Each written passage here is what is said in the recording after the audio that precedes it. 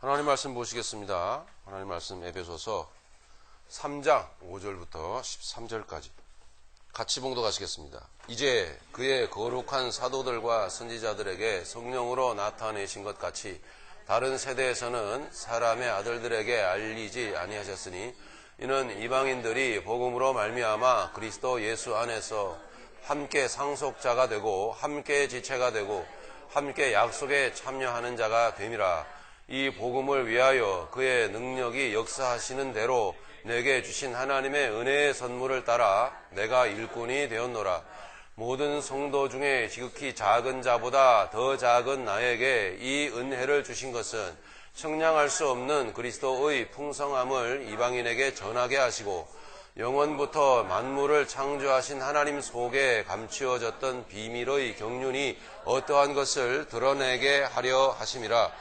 이는 이제 교회로 말미암아 하늘에 있는 통치자들과 권세들에게 하나님의 각종 지혜를 알게 하려 하심이니 곧 영원부터 우리 주 그리스도 예수 안에서 예정하신 뜻대로 하신 것이라. 우리가 그 안에서 그를 믿음으로 말미암아 담대함과 확신을 가지고 하나님께 나아감을 얻느니라. 그러므로 너희에게 구하노니 너희를 위한 나의 여러 환난에 대하여 낙심하지 말라. 이는 너희의 영광이니라. 아멘. 여러분, 성도로서 삶을 살고 있습니다. 성도의 삶이라고 하는 것은 하나님의 계획과 하나님의 생각의 실현입니다. 그죠? 하나님의 계획과 하나님의 생각이 현실적으로 나타나는 게 바로 성도의 삶인 것입니다. 얼마나 위대합니까? 우리 지난주에 함께 나누었던 말씀이 뭐였죠? 하나님의 말씀 읽어라 라고 말씀하시잖아요. 그죠? 이것을 읽으면, 읽는다라는 건 뭘 읽는 거예요? 하나님의 생각을 읽는 거예요. 그게 얼마나 위대한 일입니까? 네. 하나님의 생각을 읽는데 그때 누가 역사하세요? 성령님이 역사하시는 거예요. 뭘 알도록? 하나님의 뭐를? 마음을 알도록요. 네. 성경을 읽는데 하나님의 마음이 알게 되는 거예요. 이거 우리가 알지 못해요. 이거 뭐 이 성경이라고 하는 것은 단순히 한글 성경만 있는 게 아니잖아요. 얼마나 많은 성경이 있습니까? 얼마나 많은 사람들이 자기 나라의 언어로 읽을 수 있는 기회가 있습니까? 그런데도 어떤 사람들은 읽어도 하나님의 마음을 몰라요. 그런데 성도로 부름받은 하나님의 은혜를 받은 성도들은 하나님의 말씀을 읽으면 하나님의 생각을 알게 되더라는 이야기예요. 죄송합니다. 난 아무리 읽어도 뭔 말인지 모르겠다. 제가 어떻게 얘기를 해야 될까요? 아직 성도가 아닙니다. 하나님 마음을 모르는데 어떻게 성도로 살겠습니까? 그건 분명합니다. 제가 해줄 수 있는 게 아니기 때문입니다. 교회에 오세요. 우리 같이 예배 드립시다. 다 예배 드린다고 하는 것은 다 성도인 것입니다. 이런 얘기를 나는 할 수가 없습니다. 이 교회 안에도 분명히 지옥 갈 영혼들이 있습니다. 그걸 어떻게 합니까? 사실인 것을. 하나님의 생각이 깨달아져야, 하나님의 생각이 알아져야 하나님의 뜻대로 삶을 살고자 하는 순종의 마음이 생길 것 아닙니까? 이게 다 누가 역사하시는 거예요? 성령님이 하시기 때문에 우리가 손을 댈 수가 없는 겁니다. 우리가 언급할 수가 없는 부분이에요. 하나님의 생각을 우리가 안다라고 하는 것은 무엇이, 누가 들어오는 겁니까? 네, 내 안에, 그 사람 안에 하나님이 들어가시는 거예요. 하나님이 그 사람 속에 성경 말씀을 읽는 동안에 들어가신다라는 거예요. 지난주의 말씀을 간단하게 다시 요약을 하는 겁니다, 제가. 그러면 그 말씀을 읽게 되면 성령님의 역사로 하나님의 마음을 알게 되고 하나님의 생각을 알게 되면 당연히 삶을 살게 되어 있습니다. 이 가치관이라고 하는 게 내가 어디에다 가치를 두고 사느냐라는 것은 분명히 있어요. 돈에다 가치를 두면은 회사에 돈 할 것이고, 제가 아무리 하늘의 신령한 복 얘기해도 천만의 말씀, 여러분이 아무리 하나님은 돈 주시는 분이야, 하나님 내 문제 해결해 주시는 분이야, 이렇게 생각하시면 그걸 여러분 가치로 여기고 살아가시는 거예요. 그런데 어쩌죠? 이 세상 것은 결코 우리를 행복하게 해줄 수 없으리 말이에요. 그건 영원한 가치가 될 수 없다라는 거예요. 이 가치관이 생기면은 그대로 사는 거거든요. 그죠? 그 가치관을 좀 넓게 표현하면 그게 뭐죠? 어떤 말이 되는 거죠? 세계관이라는 거예요. 이 세상을 어떠한 생각을 갖고 살아가게 되더냐라고 하는 거죠. 그게 세계관입니다. 그렇게 사람들은 누구든지 간에 그 살아가는 관을 가지고 살게 되어 있어요. 그럼 뭡니까? 우리가 하나님의 생각을 품고 살아간다는 것은 뭐예요?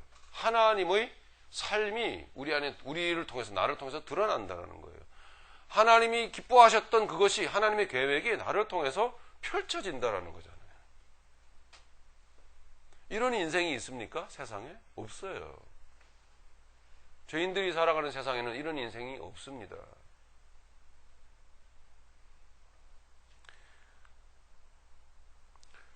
이런 거 여러분 경험해 보셨습니까? 사시면서? 살기는 사는데, 말은 하는데, 말 속에 정신이 없어. 그럴 수가 있어요, 여러분. 말은 하는데, 말하는 내가 자꾸 엉뚱한 말을 하는 것 같아. 내 안에 사람이 있는 것 같고, 나라고 하는 겉사람이 있는 것 같은데, 이 따로 놀아. 예, 엉뚱한 말을, 자꾸 엉뚱한 행동을 해. 이런 행동을 하면 안 되는데, 속에서 내 속사람이, 너, 아니야, 그러는데 자꾸 그걸 외면해. 내 속에 진실을 외면하고. 이게 뭐예요? 자기를 속이는 거잖아요. 예.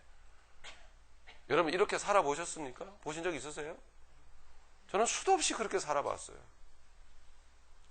이게 바로 뭐예요? 말은 하는데, 행동은 하는데, 정신이 안 느껴지는 거예요. 말과 행동이 일치가 안 되는 거죠. 정신과 행동이 일치가 안 되는 거예요. 따로 놀아요. 이것은 하나님이 우리 안에 들어오셔서 하나님의 생각으로 사는 것이 아닙니다. 성도의 삶이라고 하는 것은 이렇듯 하나님 말씀에 기록되어져 있는 하나님의 생각을 읽고 그 생각이 하나님의 마음인 것이 마음으로 알게 되어지고 곧 하나님으로 세상을 하나님으로 살아가는 게 아니죠. 하나님으로 살아지는 그것이 바로 성도의 삶이라고 하는 것이죠. 이런 인생이 어디 있습니까? 없습니다. 근데 그런 인생이 되게 해주셨습니다. 그걸 뭐라고 하죠? 구원이라고 합니다. 여러분 구원 받으셨습니까? 구원 받으시기를 원합니다. 하나님이 여러분을 구원해 주시기를 원합니다. 하나님이 매사에 여러분의 삶 가운데 그 구원을 베풀어 주시기를 원합니다. 항상 정신이 살아있고 항상 말에 힘이 있는, 목소리가 큰 걸 얘기하는 게 아니에요.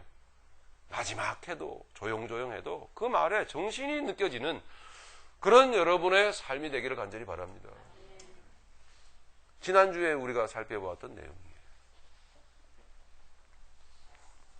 자, 그러면 그것을 읽으면 무엇을 알게 된다고 하였죠? 그리스도의 비밀을 알게 될 것이다. 여러분 4절이었죠? 그것을 읽으면 내가 그리스도의 비밀을 깨달은 것을 너희가 알 수 있으리라. 나와 같이. 네, 알 수 있으리라. 무슨 뜻입니까? 내가 이렇게 살아가는 것처럼 너희들도 이렇게 기적 같은 인생을 살게 될 거다라는 이야기예요. 에베소 교인들은 믿음이 많이 약한 사람들이었습니다. 이 믿음이 약한 사람들에게 막 하늘의 그 놀라운 비밀을 막 사도 바울이 어쩌면 너무 버거운 이야기를 막 해준 거예요. 예? 뭐 창세 전에, 뭐 영원 전부터, 이게 도대체 이해가 갑니까? 뭔 소리인지. 예? 여러분 이해가 가세요? 여러분 뭔가 믿어지세요? 영원 전부터 하나님이 여러분을 알고 계셨다라는 게? 예? 안 믿어지시죠? 예, 그게 솔직한 대답이에요. 그런 에베소 교인들에게 거의 비춰진 사도 바울의 모습이라고 하는 것은 뭐죠? 맨날 두들겨 맞고, 맨날 감옥에 갇히고, 맨날 배고프고, 멸시당하고, 이해가 안 되는 거예요. 여러분, 가정에서 이런 얘기 못 들어보셨어요? 너 왜 예수 믿으면서 맨날 그 꼴이냐? 예? 그 니네 하나님이, 네가 믿는 그 예수가 너 그 문제도 해결 하나 안 해주던? 예? 이런 얘기 못 들어보셨죠? 많이 들어보셨죠? 에베소 교인들도 그런 의구심을 지울 수가 없었던 거예요. 그래서 사도 바울이 마지막 절이죠, 오늘 본문. 이렇게 얘기하는 거예요, 13절. 그러므로 너희에게 구하노니 너희를 위한 나의 이 여러 환난에 대하여 낙심하지 말라. 이는 너희의 영광이니라. 이게 비밀입니다.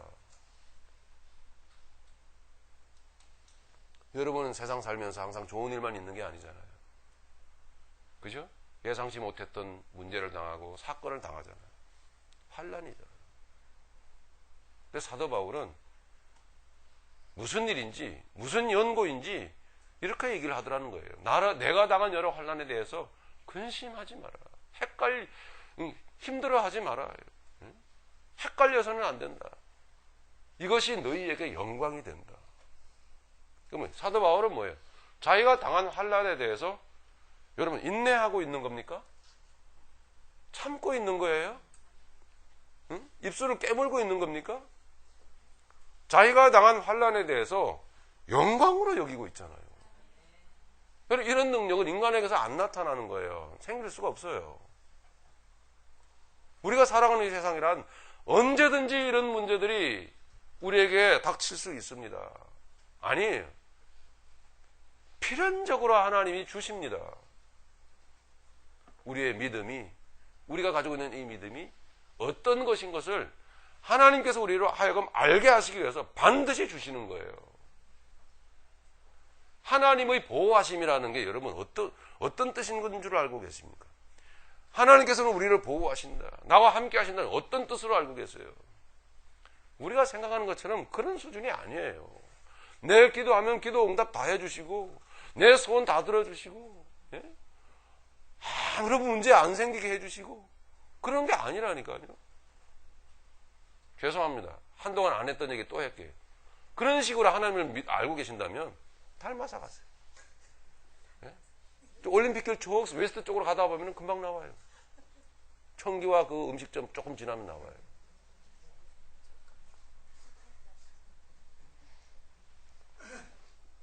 아, 이제서야 내가 출석해야 될 교회를 찾았구나. 그리고 여러분 딱 맞으실 겁니다. 거기 가시면.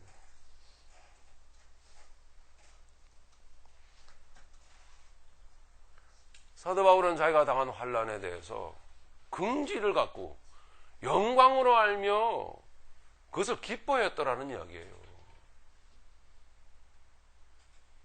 여러분 이 은혜가 우리에게 있어야 되잖아요. 그렇죠? 아니 하나님께서 이와 같은 긍휼과 은혜를 우리에게 베푸셨어요. 그게 구원입니다.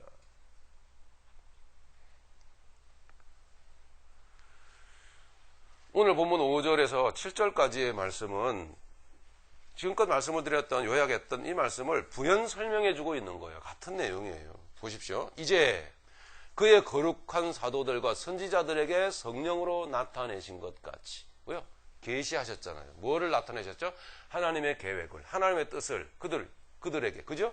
사도들과 선지자들에게 말씀하셨단 말이에요. 그들이 받은 그것을 그들은 어떻게 했죠? 썼단 말이에요. 그 얘기를 하는 거예요. 네. 그리고 백성들에게 얘기해 줬단 말이에요. 이런 것이라고. 네. 지금 제가 서론격으로 말씀드렸던 이런 하나님의 은혜는, 하나님의 능력은 이런 것이라고. 아니요. 그리스도의 비밀은 이런 거라고. 복음의 비밀은 이런 거라고. 아니요. 그 안에 있는 너의 인생의 비밀은 이런 거라고. 우리 인생은 짐승의 그 일생과는 달라요, 여러분. 우리가 이렇게 욕망을 지고 세상에 태어나서 앙 하고 태어나잖아요. 예? 제가 세상에 태어나는 온 아기들을 다 본 적이 없어서 장담은 못하겠어요. 그러나 많은 아기들을 내가 이렇게 보았을 때 태어날 때는 다 앙 하고 태어나지 아 하고 태어나는 아기를.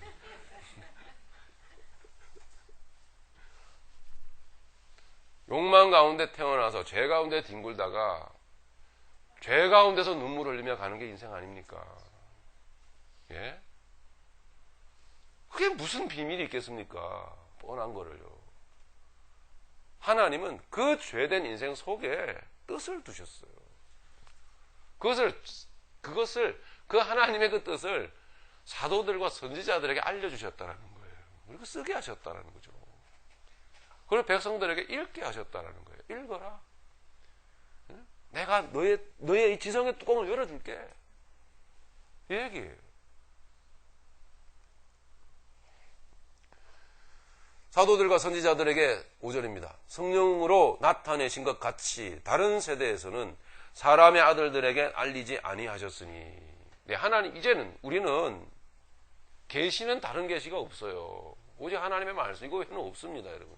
여러분들이 혹시 기도 너무 열심히 하시다가 너무 깊이 들어가셔가지고 뭐가 막 헛게 보이고 막 이렇게 헛것은 아니겠지만은 이상한 게 보이고 막 뭐 느껴지고 그건 계시가 아니에요, 여러분. 착각하지 마세요.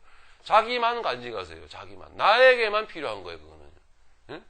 내가 받은 거를 다른 사람에게까지 다 여러분 적용하고 다 돌아다니시면 여러분은 가짜입니다. 그런 거 아니에요. 여기 나오잖아요, 그렇게. 하나님 그렇게 안 하신다고요. 그래도 나는 그렇게 받았다고, 내가 계시 받았다고 그러면 알아서 하세요.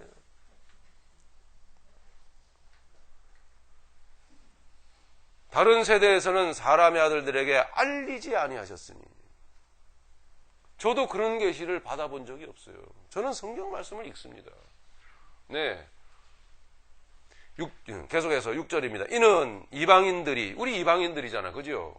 유대인들에게 대해서 우리는 이방인들이죠. 네, 우리들에게 이방인들이 복음으로 말미암아, 저 나오잖아요. 복음 뭐예요? 하나님의 말씀. 이 복음으로 말미암아 그리스도 예수 안에서 함께 상속자가 되고, 누구와 함께? 유대인들과 함께. 예. 그러니까 이 말씀은 온 유대인들을 다 구원하신다는 얘기가 아니에요. 온 이방인들을 다 구원하신다는 얘기가 아니잖아요. 예?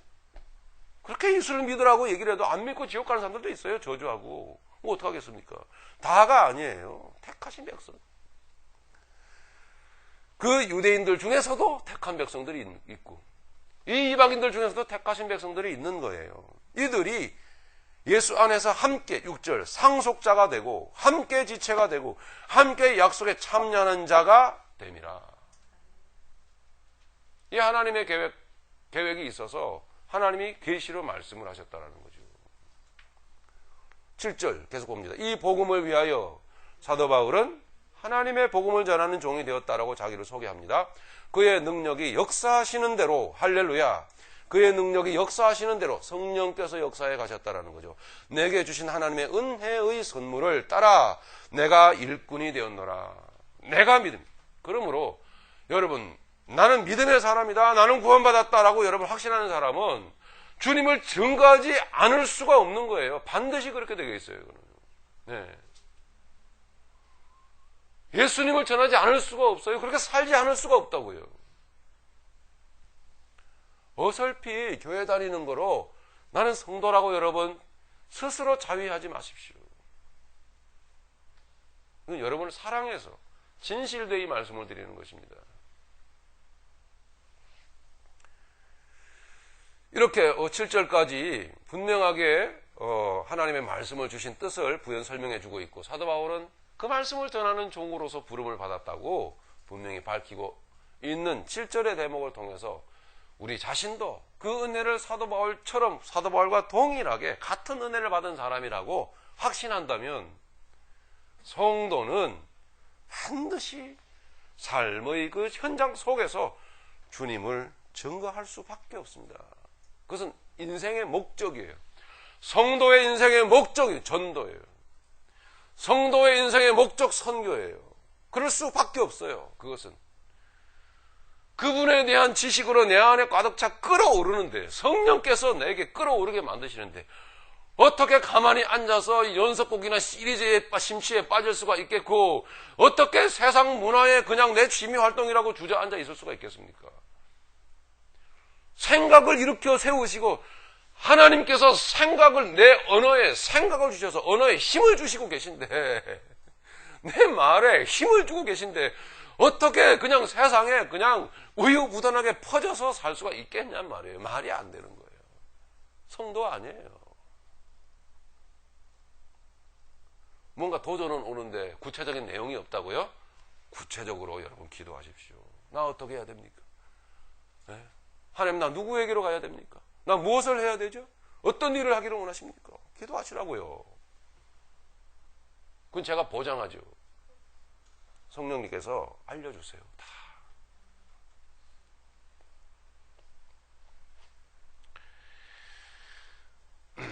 네, 그렇게 그런데 그렇게 사도 바울은 자기를 그렇게 소개합니다. 그런데 그 놀라운 복음의 비밀, 사도 바울 속에 역사하셨던 복음의 비밀을 계시로 알게 됨으로 인해서 기꺼이 그 힘겨운 그 삶의 그 여정을, 버거운 그 삶의 그 인생을 뛰어넘는 그 위대한 고백을 그 믿음의 사람은 하게 되더라는 이야기죠. 무슨 고백이죠? 무슨 고백이? 3장 1절에서 사도 바울이 고백했던 거잖아요. 이러므로 그리스도 예수의 일로 너희 이방인을 위하여 갇힌 자 된 나 바울이 말하거니와. 이게 무슨 뜻이에요? 나는 예수님의 죄수다라는 얘기예요. 이 고백을 담대하게 하게 되는 거예요. 다시 한번 리마인드 해봅시다. 내가 오늘 이 환난과 내가 오늘 이 어려움을 당하는 이유는 누구 때문입니까? 사도 바울은 분명히 예수님 때문에 이 환난을 당한다고 말하고 있어요. 여러분, 그 고통, 그 어려움을 당하는 그 이유는 누구 때문입니까? 남편 때문입니까? 아내 때문입니까? 내 아내가 내 길을 막고 있습니까? 누구 때문이에요? 예, 인정합니다. 그러나 아직 성도가 아니에요. 아니라는 것이 아니라 진정한 성도에 대해서 우리 생각을 해보자는 얘기죠. 진정한 성도, 목표잖아요. 그죠? 목적이지 않습니까? 성도는 이런 것이구나. 예. 여러분께 부담도 되겠지만 좀 더 선명하게 제시를 해드리고 싶어요. 저는 선명하게. 성도는 이런 것이라고. 여러분 한번 대답해 보십시오. 누가 여러분을 죄수로 만들었습니까? 그 환난을 누가 주신 거예요? 예수님이 주신 거예요. 그 고백이 터져 나오는 것이 그 사람이 곧 뭐예요? 성도인 거예요. 예수님, 당신이 나에게 하셨어요. 우리는 흔히 왜 우째 이런 일이 나에게? 그러면서 때마다 시바다 눈물 흘리잖아요. 눈물 흘리지 마세요, 이제는. 기도하는 자리에 나오셔가지고 찬양하는 자리에 나서 막 눈물 흘리면서 그 눈물이 다 진실이 아니에요. 속상해서 흘리는 눈물이 대부분이라니까요. 예? 서러워갖고 이 찬양과 뒤범벅이 돼가지고 내 감정과 내 아픈 감정과 찬양이 뒤섞여 있어요. 그게 그래가지고 뭐 이러는 거예요. 근데 다른 사람들이 보면 저 사람 은혜 많이 받는구나 생각하겠지만 천만에요. 자기 감정에 빠져 있는 거예요. 울지 마세요, 여러분. 여러분의 입에서 나는 예수님의 죄수입니다라는 고백이 터져 나오기를 바랍니다. 예. 왜 성도의 입에서는 이 고백이 나올까요? 예수님이 하나님의 죄수였잖아요, 여러분. 안 그래요? 하나님이 그에게 죄를 뒤집어 씌우고 짊어지우고 죽음의 길로 가게 만들었잖아요. 하나님이 하셨지. 본디오 빌라도가 그렇게 했습니까? 유대인들이 했어요. 제자들이 배신해서 그랬습니까? 그렇게 됐습니까? 생각을 가지십시오. 예? 이 역사적 사실이 우리의 현실의 삶에서 깨달아지고 받아들여지고 적용되어지길 바랍니다, 여러분. 예수님은 하나님의 죄수였어요. 내가 섬기는 내 사랑하는 주님. 아유, 왠지 찬양은 그렇게 잘들 하시는지 몰라. 내 사모하는 주님. 근데 생활로 가면 와! 막 이런다고요.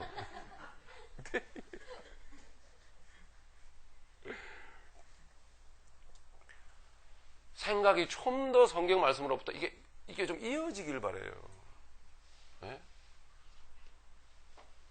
예수님은 철저히 하나님의 죄수였어요. 거기에 비밀이 들어있다는 거. 왜 그랬어야만 했는지를. 왜 그랬죠? 생각해 봅시다. 왜 예수님이 그러셔야만 했어요? 생명이 있잖아요, 예수님은. 아니, 예수님은 생명 자체시잖아요. 그 목적이 뭐예요? 저 죄인들을 구원하라고. 네. 저 죄인들이 구원을 얻는 것이 하나님의 뜻이었거든요. 그러니까 누군가는 그 죄수라는 오명을 뒤집어 쓰고 그 길을 가야만 했어요. 근데 생명 있는 자가 가야만 했단 말이에요. 깨져야, 그래서 죽어져야 그 생명이 터져 나오니까. 네.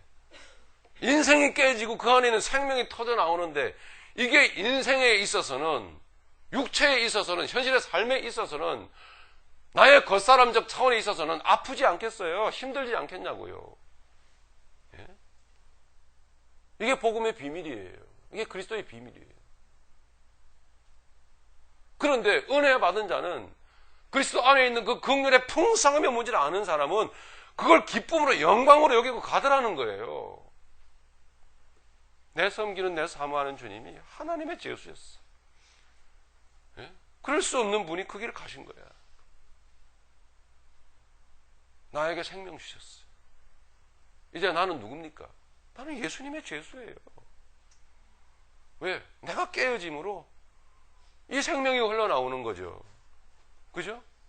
우리는 자라가고 있잖아요. 하나님의 성전으로. 할렐루야. 자라가고, 생명이 자라가고 있잖아요. 예. 생명이 내 안에서 생명이 자라가고 있으면 생명 아닌 나라고 하는 그 사람은 찢어지고 깨지기 마련이죠. 그걸 환경으로 하나님께서 도와주시는 거예요. 이렇게 도와주시는 거예요. 오명아 집사님 아시겠죠? 예. 이게 내가 잘못된 버릇이, 설교 중에 사람들 이름 얘기하는 게. 오늘 CD 이거 가져가시라고요, 기념으로.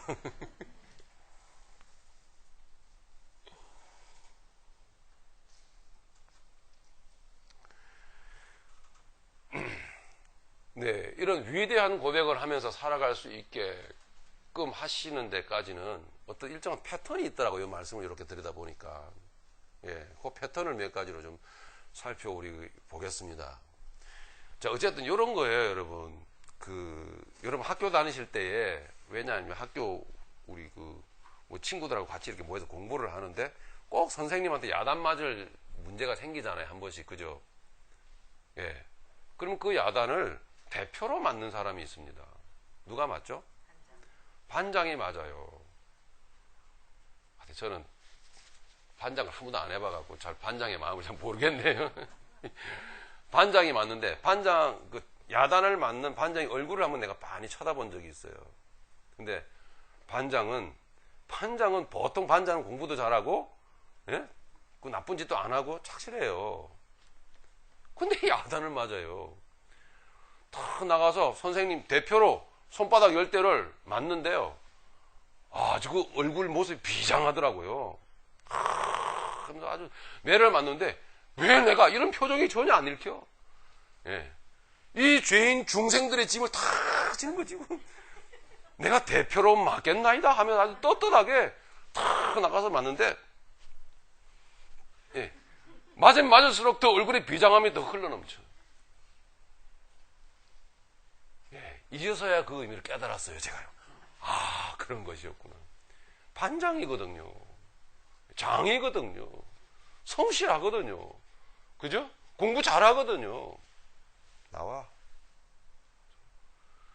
여러분, 이 죄 많은 세상은 책임이 없어요. 책임질 수가 없다니까요. 이 누가 책임져야 되는 거예요? 성도, 생명 가진 바로 여러분들. 하나님 여러분들 때리시는 거라니까요. 때리는데 그 맞는 사람은 어떻게 맞죠? 영광으로 맞는다니까요. 영광으로 맞아요. 네, 이게 미스터리예요. 알려주기 위해서 감추어진 것. 네, 그리스도의 비밀. 인생의 비밀이라니까요. 이게 담겨 있단 말이에요. 멋지지 않습니까? 8절 9절 보시겠습니다. 모든 성도 중에 지극히 작은 자보다 더 작은 나, 이거 비밀이 들어있어요. 나에게 이 은혜를 주신 것은 청량할 수 없는 그리스도의 풍성함을 이방인에게 전하게 하시고, 모든 성도들 중에 지극히 작은 자보다 더 작은 나에게. 이건 필연입니다. 이 위대한 나는 그리스도의 죄수다라고 고백하면서 살 수 있게 만들기까지, 살 수 있게 되기까지의 그 패턴은 첫 번째로 바로 모든 성도 중에 지극히 작은 자보다 더 작은 나에게예요. 하나님은 반드시 필연적으로 영원 전부터 택하신 자기 백성들이 세상에 살게 할 때에 이런 모습이 되게 하십니다. 이걸 여러분 기억하셔야 돼요. 그래서 예수님께서는 자주, 성경 말씀은 고아와 과부로 상징되는 그런 불쌍한 사람들을 말씀하신 거예요. 고아와 과부를 돌아보라. 고아와 과부. 우리 교회에 얼마나 과부들이 많습니까? 그죠? 싱글들이 얼마나 많아요. 우리 교회에 고아들이 얼마나 많습니까? 고아 맞잖아. 저도 고아 출신이잖아요. 고아.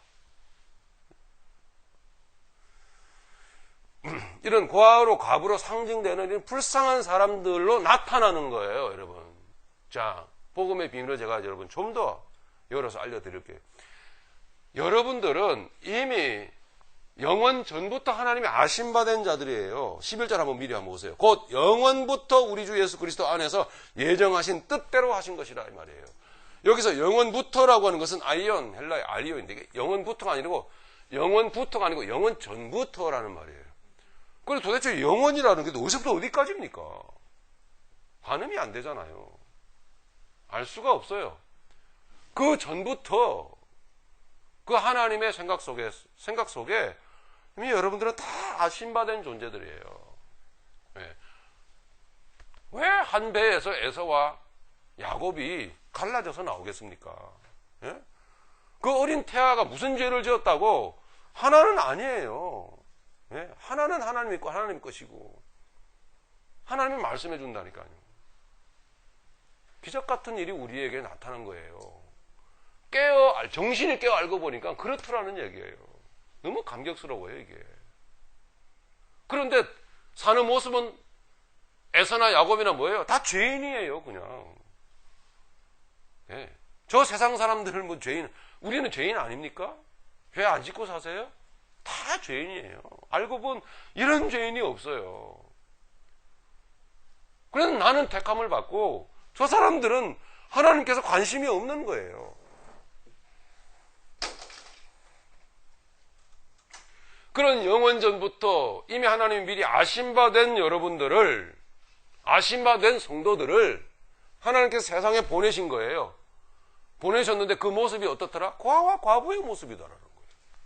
예수님이 그분들에게 오신 거예요. 예? 헤롯 궁전에 오신 게 아니에요. 여러분에게 오해는 하지 마십시오. 가난하게 살라는 얘기는 아니에요.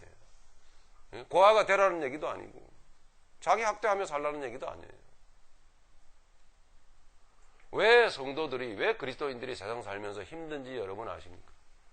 하나님의 말씀이 받은 은혜가 있고 생명이 있고 구원의 감격이 있고 그 가르침 뜻대로 성도로서 바르게 살려고 하니까 세상이 그냥 두질 않아요. 이게 여간 힘든 게 아니에요. 여간 어려움이 부딪히는 게 아니에요. 여간 그 세상과 이렇게 맞지 않기 때문에 그 삶 자체가 환란이 되어버리는 거예요.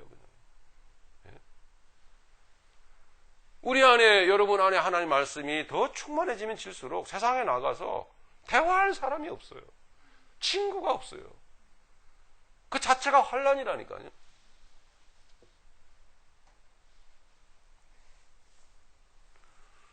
그게 불쌍한 사람들이에요.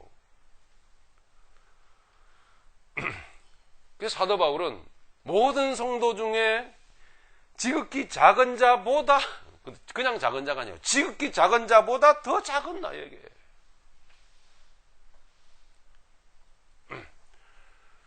사도 바울이라는 사람이 어떤 사람입니까? 날 때부터 유대인이요. 로마 시민권을 자동적으로 승계받은 로마 시민권자요. 학벌 좋은 사람이요. 가문 좋은 사람이요. 권력 있는 사람이요. 미래가 창창한 사람이었지 않습니까? 그게 무슨 작은 자입니까? 하나님이 작은 자를 만드십니다.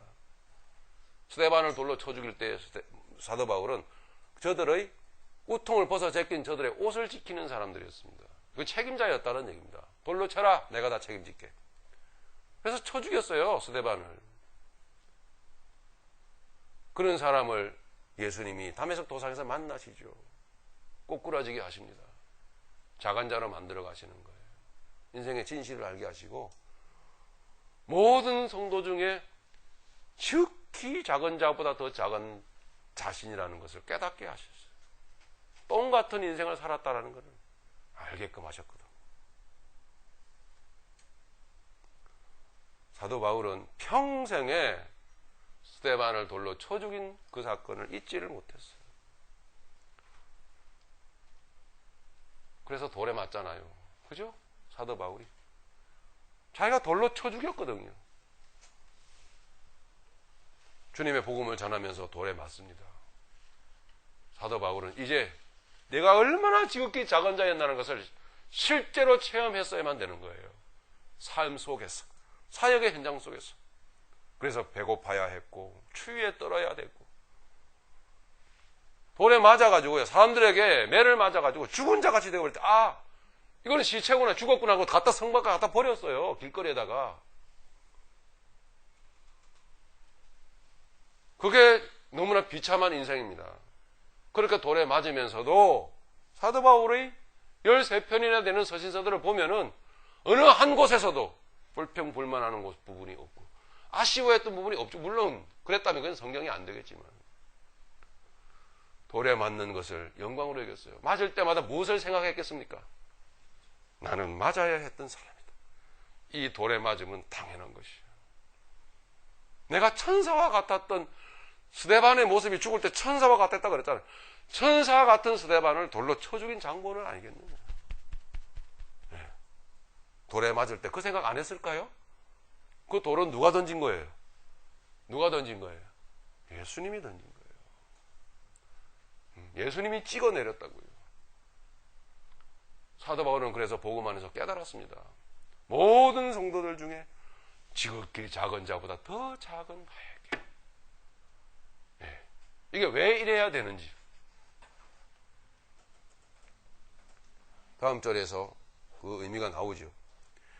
자, 어쨌든 우리의 모습이 이렇습니다. 그래서 여러분, 오늘날 우리가 당하는, 우리가 겪는 이 아픔과 이 어려움의 의미를 하나님의 말씀과 그리고 사도 바울의 삶과 그 고백 속에서 여러분 깨달으셔야 돼요.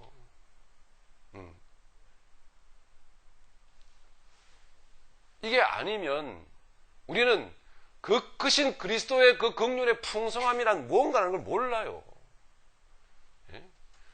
내가 지극히 작아지고 낮아져야 산이 높은 줄 알죠. 그래서 잘 나가다가 졸지에 망한 인간 되게 하셨다고요, 여러분. 한때 잘 나가셨잖아요. 죄악의 구렁텅이에서 마귀와 짝하며 살던 나에게. 네. 이게 지극히 작은 자보다 더 작은 우리란 말이에요. 네. 그러니까 하나님이 창세 전부터 알고 계셨던 여러분들을 세상에 보내실 때 어떤 모습으로 살게 하셨는가라면은 이런 모습들로 살게 하신 거예요. 이런 모습으로. 네.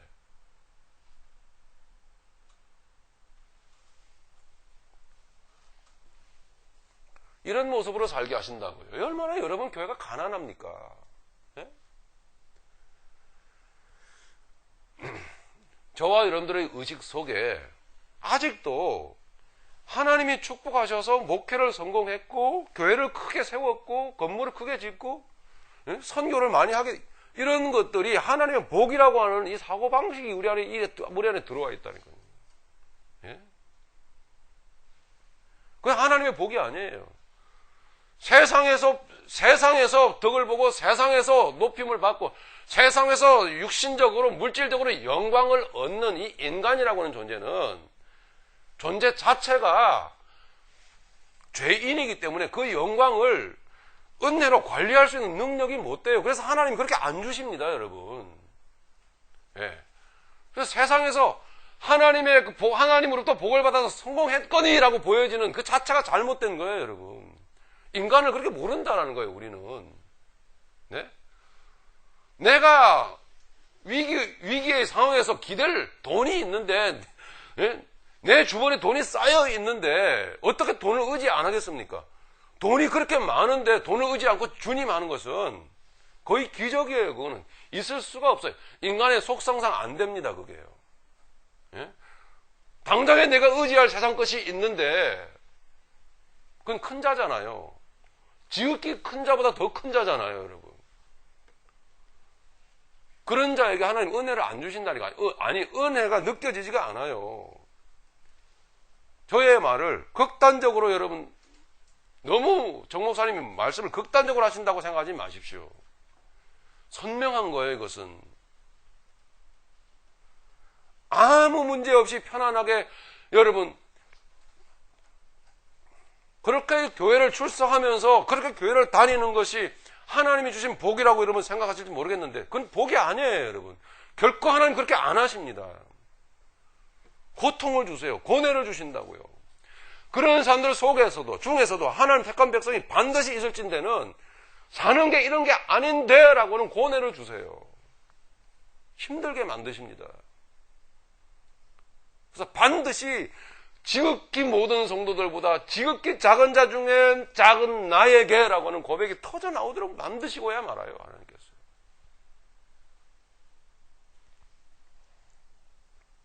얼마 전에 말씀드렸지만 편안하게 아무 일 없이 큰 문제 없이 하나님을 섬기고 하나님께 은혜를 받았던 구원의 백성이 되었던 이삭이 더 하나님의 은혜를 절실히 느끼겠습니까?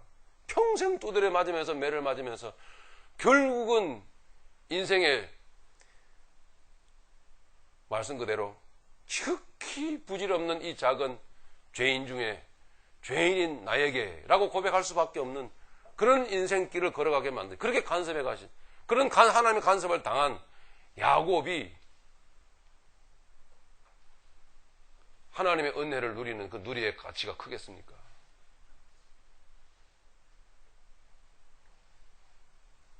우리는 잘 나가다가 졸지에 망한 거예요. 네, 우리는 죄악의 구렁텅이에서 그렇게 헤매다가 하나님의 은혜로 구원을 받은 겁니다. 죄와 마귀와 짝하며 인생을 살았던 우리예요. 이게 반드시 첫 번째 단계예요. 패턴이 있어요. 네, 하나님 반드시 이렇게 만들고야 맙니다. 다시 말씀드리지만 지금 이런 사람들이 믿음의 사람들이에요. 그럼 믿음의 사람들은 내가 전에 살아왔던 인생 포함, 지금 살아가고 있는 인생 이 포함, 내 모습 속에서 그저 하나님 앞에서 부들부들 떠는 것밖에 없어요. 지금 생각해보면 죄진 것밖에 없거든요. 여러분, 인류가 시작되고 난 유사 이래로 지금까지 인류가 인간들이 드러내놓은 것은 선이 하나도 없어요. 온통 죄악밖에 없잖아요. 그렇지 않아요? 뭐가 있습니까? 그 속에 우리도 다 끼어 있다니까요. 한몫을 다 했어요.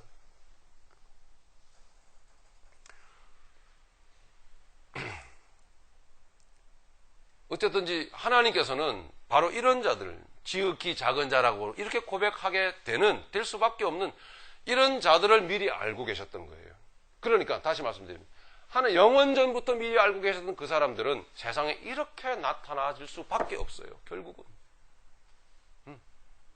그래야 상대적으로 하나님이 베푸신 구원이, 은혜가 얼마나 그리스도 안에서 풍성한지를 알게 된다니까요. 그건 아주 자연스러운 거예요.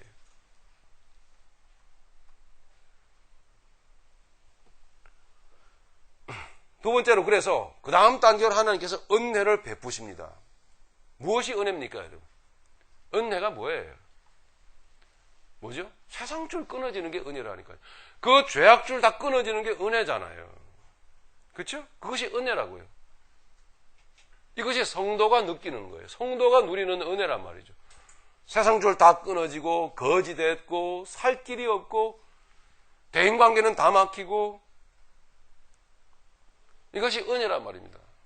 그런 가운데서 하나님이 붙드시는 은혜가 깨달아지는 거예요. 그리고 그 다음 단계는 마지막으로 청량할 수 없는 그리스도의 풍성함을 알게 되는 것입니다. 여러분은 아십니까? 자, 9절이죠.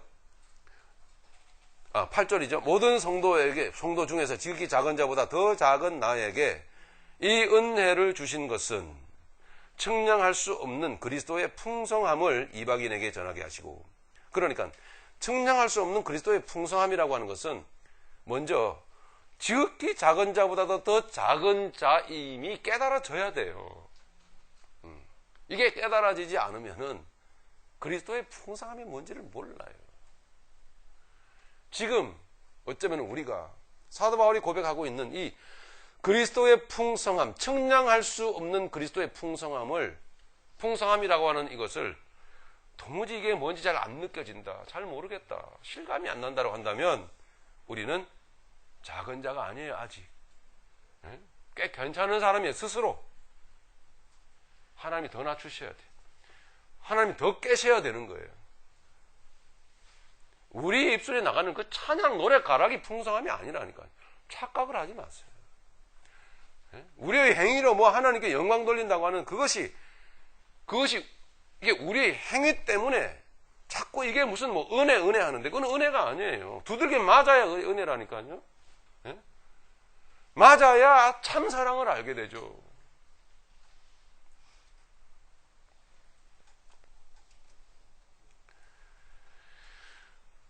여러분, 청량할 수 없다라고 말했는데요. 청량이라고 하는 것은 다시 한번 기독교를 생각해보면, 기독교가 여러분 그런 종교가 아니잖아요. 기독교로 말하자면은 하나님의 그 말할 수 없는 그리스도 안에서의 그 풍성함이라고 하는 것을, 이 세상 것들을 무엇을 갖다 대어서 청량을 해보겠습니까? 청량이라는 것은 자로 재현다는 뜻 아니에요. 그죠? 말하자면 다시 얘기지만, 그 말할 수 없는 고통과 환난 속에서 나는 그리스도의 죄수다, 그걸 영광으로 알고 떳떳하게 선생님 앞에서 매를 맞는데, 자부심을 갖고 그 깊은 내용을, 그 많이 아는 그 감흥을, 그 감격을 어떻게 청량을 하겠냐고요. 뭐로 청량을 해요? 예? 얼마만큼의 금덩이가 있으면 그게 청량이 되겠습니까? 이런 거라고. 예? 그 그리스도의 은혜가 이런 거라고. 어떻게 청량이 되겠냐고요. 그게요. 이해가 되십니까? 세상 것으로 청량할 수 없다라고 하는 것은 뭐예요? 세상 것이 하나님의 은혜가 될 수가 없고, 세상 것이 그리스도의 그 풍성함이 될 수가 없다라는 거예요. 결코. 결국 그 말은 무슨 말이냐? 그리스도인들은, 성도는 결코 이 세상 것을, 세상에 붙들려 있어서도 안 되고, 그 의식조차도, 그 사고방식조차도 세상 것의 노예가 되어서는 될 수가 없다라는 이야기란 말이에요. 여러분, 아직도 여러분 세상 버릇 못 끊고 계시죠? 예?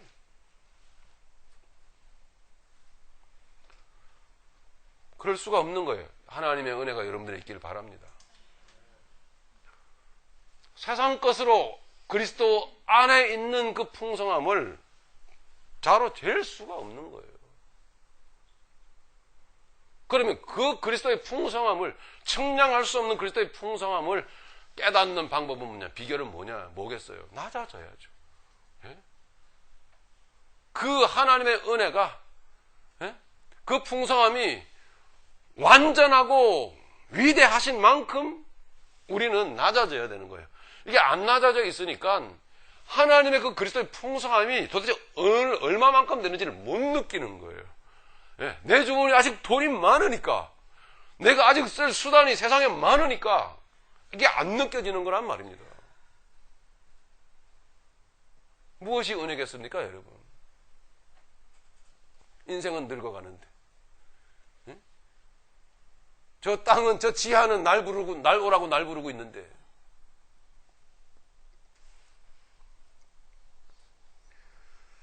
누가 이 그리스도의 풍성함을, 8절에서 말하고 있는 청량할 수 없는 그리스도의 풍성함을 아는 사람입니까? 바로 사도 바울과 같은 사람. 그러니까 그 사람은 지극히 낮아지고 지극히 하나님의, 예수님의 손길로 인해서 뭉개져 가지고요, 완전히 죽은 자 같이 되어버리고. 그래서 다시 얘기지만 에베소 교인들이 힘들어했던 거예요. 그 상황을. 아니, 하나님이 그냥 두시네. 예? 저렇게 죽게 생겼는데 하나님이 그냥 두시오? 에베소 교인들도 잘 몰랐던 거예요. 그러니까 하나님께서 여러분들에게 그리스도 예수 안에 있는 그 은혜의 풍성함을 알게 하시기를 간절히 축복합니다.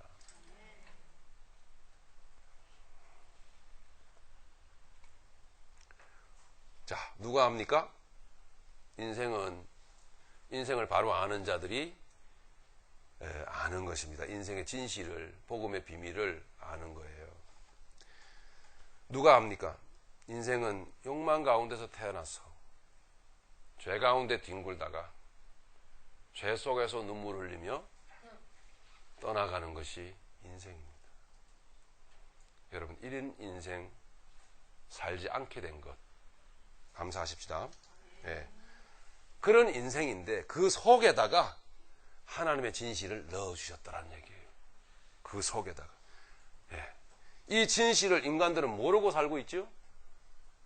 세상은 모르고 살고 있단 말입니다. 결국 이렇게 가는데요. 얼마 전에 뉴스를 보니까 그 노노 간병의 비극이라는 제목으로 이게 뉴스가 이게 뜨더라고요. 노노는 뭐냐면 늙을 노자, 늙을 노자예요. 예. 그러니까 노인이 노인을 간병하는 비극이라는 얘기예요. 예. 그 15년 전에 고혈압으로 아내가 쓰러졌는데 15년 동안 할아버지가 아내 간병을 했어요. 근데 그 간병이 너무나 힘들어요. 너무나 힘들고 고통스러워서 아내를 죽여버렸어요. 그리고 자기는 수면제 먹고 자살을 기도했어요. 이게 인생입니다, 여러분. 늙으면 서럽죠. 인생은 결국 이렇게 가는 거거든요. 우리는 인생에 다를 게 뭐가 있겠습니까? 사랑하는 여러분의 엄마, 아빠, 아버지들 다 이렇게 갑니다. 그 인생 속에 하나님께서 은혜를 베푸셨어요. 예. 하나님을 넣어주셨다라는 이야기죠. 예. 한국 사회에 보니까 이렇게 죽어가는 사람들이 1년에요. 죽어가는 할아버지 할머니들이 5천여 명이나 된대요. 즉 이와 같은 유사한 방식으로 죽어가는 노인들이 5천여 명이나 된대요. 너무나 끔찍한 일이잖아요. 너무 슬픈 일입니다. 이것이 모든 인생의 진실인 것입니다. 하지만 하나님은 이것이 인생의 현주소임을 어떤 이들에게는 알게 하셨다라는 거예요. 할렐루야. 이것이 인생이 아니다라는 것을 알게 하셨다라는 거예요, 이게. 예. 어떻게 알게 됩니까? 깨신 거예요. 예.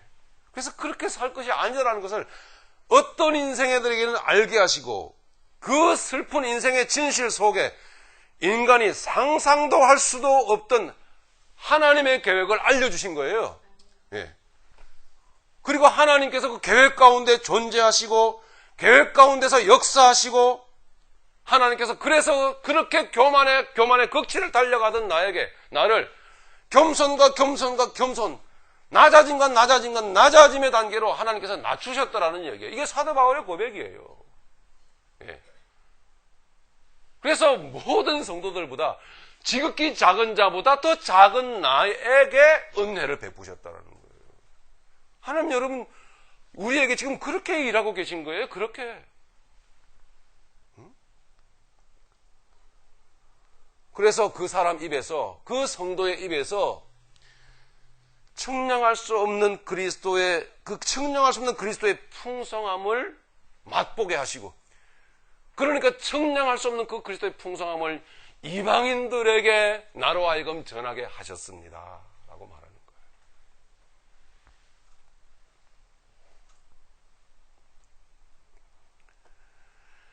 거예요. 9절 보시겠습니다. 이 내용은 영원부터, 자, 9절입니다. 영원 전부터 만물을 창조하신 하나님 속에 감추어졌던 것이에요. 여기 기록하고 있죠? 네, 어떤 내용이요? 네, 지금까지 말씀드렸던 이런 내용이에요. 바로 여러분의 인생인 거예요. 네, 이런 내용이 영원 전부터 하나님의 계획 속에 감추어졌던 것이라고 사도 바울은 밝혀주고 있죠? 예. 영원 전부터 만물을 창조하신 하나님 속에 감추어졌던 비밀의 경륜이 어떠한 것을 드러내게 하려 하심이라. 어떠한 것을 드러내게 하려 하심이라. 네.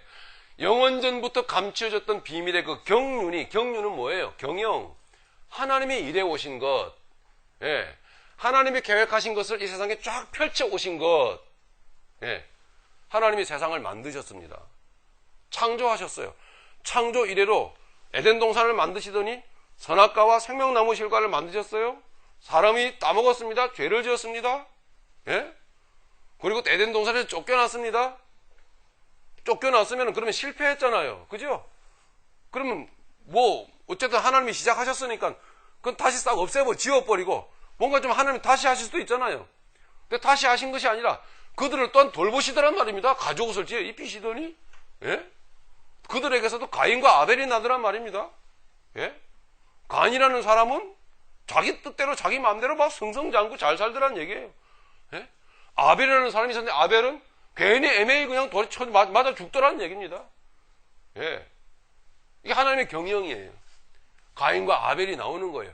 세상 사람과 택한 백성이 나오는 거예요. 이렇게 하나님은 역사 속에서 꾸준히 이 성도의 모습을 보여준 거예요. 성도는 이렇게 사는 자들이다. 이 성도라고 하는 존재들은 창세전부터 이렇게 하나님의 계획 속에 있었던 것인데 이게 세상에 촥 던져진 거다. 과와 갑으로 작은 자로 지극히 이렇게 못난 자로 이렇게 잘 나가더니 확 망해버린 자로 사도 바울의 전에 살았던 모든 인생은요 온통 죄덩어리예요. 죄 가운데 뒹굴며 살았던 거예요. 예. 그게 뭐죠? 아유 저 죄인 이러고 손가락질 할 게 아니란 말이에요. 예. 사도 바울의 그 다메섹 도상에서 예수님 만나기 이전까지의 그 삶이라고 하는 게 뭐예요? 하나님의 계획 가운데 있었다라는 거예요, 그게. 예. 그래서, 하나님께서 예수님이 나타나셔서 그를 치셔야만 했던 거예요. 예. 스데반을 돌로 쳐 죽였던 것도, 그 더러운, 그 잔인한 죄된 행위도 하나님의 계획 가운데서 지극히 평생 가슴을 치며 살았다는 거예요, 사도 바울은. 예? 평생. 나는 죄인 중에 괴수로다. 그러면서 죽었어요. 예. 그건 인생의 개인적인 아픔의 추억을 갖고 있었던 거예요. 그 속에 눌려 살았던 것은 아니지만, 예. 그 인생의 추억 속에서 사도 바울은 무엇을 고백하면서 살았겠냐고요. 나는 죄인 중에 괴수로다. 나는 작은 자 중에 작은 자일 뿐이다. 그 고백을 이루시기 위해서 사도 바울은 그렇게 악한이 되었어야만 하는 거예요. 이해 가십니까, 여러분? 예. 누가 정죄를 하겠냐고요, 누가. 그걸 하나님이 계획하셨다라는데.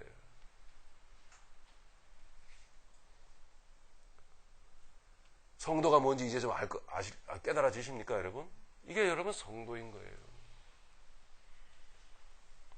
그래서 그는 시마다 분차마다 하나님의 그 은혜가 그리스도 예수 안에 있는 그 풍성함이 감히 이 세상 어떤 것들로도 측량할 수가 없다라고 고백하게 되는 거예요. 왜요? 이 더러운 죄인에게 그 은혜가 부어졌으니까. 세상에서 잘난 사람은 몰라요, 그거를. 응? 내 실력으로 인생을 깨끗하게 사는 사람은 모른다니까요, 그거를. 이 은혜를 안다라면 누가 함부로 손깍지를 하겠냐고요. 저라고 하는 사람도 마찬가지. 입에 담을 수 없는 생각하고 싶지도 않은 죄를 밥 먹듯이 죄와 밥 먹으면서 죄와 뒹굴면서 인생을 살아. 근데 나를 목사 만들어주셨어. 그래서 하나님 말씀처럼 감당이 안 돼요, 실은요, 여기서. 그래서 진실입니다. 저는 아내한테는 미안하지만 사모 소리를 듣고 있는 아내한테 미안하지만 난 주여 나 속히 그만두게 해주십시오. 충분합니다. 넘칩니다. 분에 넘칩니다, 주님.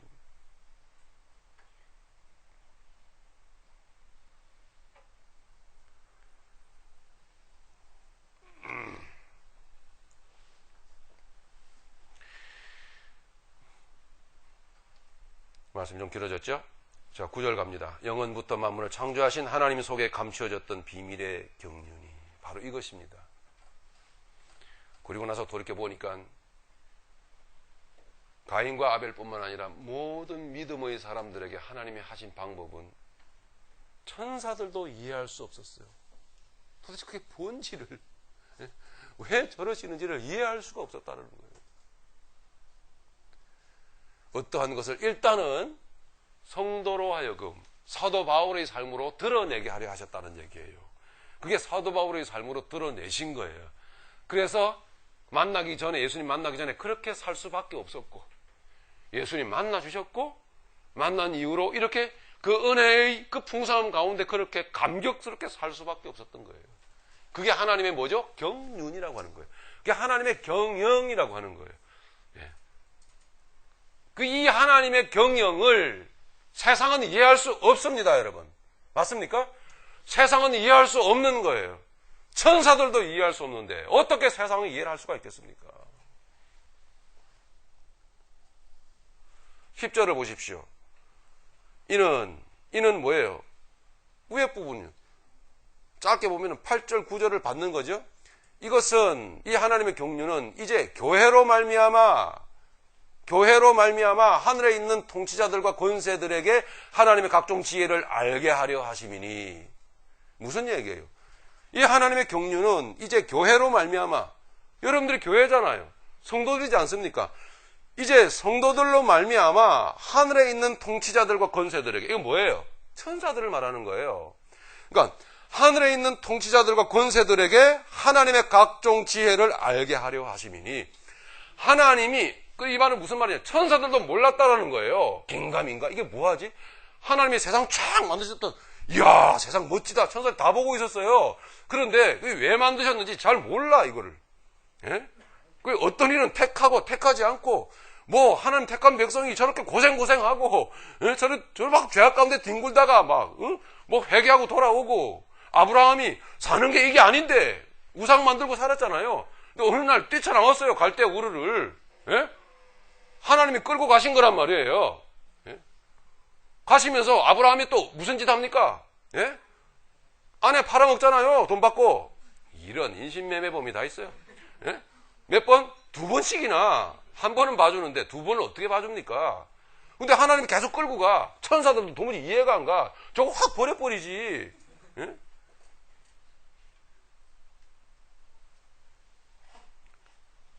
나중에 예수님 십자가 달려서 죽으시고, 그때까지도 아니에요. 몰라요, 천사들이.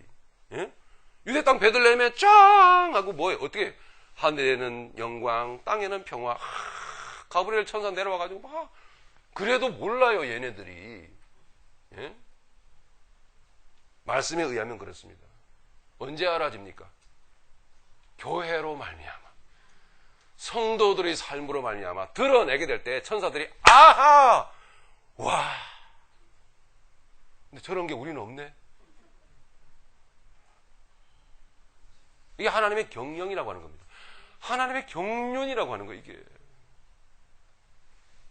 삶 속에 내 작은 고생하는 거, 이것만 여러분 보지 마시고 크게 한번 보세요. 10절이에요. 매우 위대한 말씀이죠. 이 하나님의 경륜은 이제 교회로 말미암아 하늘에 있는 통치자들과 권세들에게, 천사들에게, 비로소 교회로 말미암아 천사들에게 하나님의 각종 지혜를 알게 하려 하셨다라는 거예요. 이제 천사들이 여러분들을 보고, 여러분들이 그 거룩한, 그 기가 막힌 삶을 보고 우와! 그러셨다는 거예요. 그랬다는 거예요, 천사들이. 하나님이 회심의 미소를 샥 지으면서 이제 알겠지? 천사들은 은혜 기주고 그거였구나.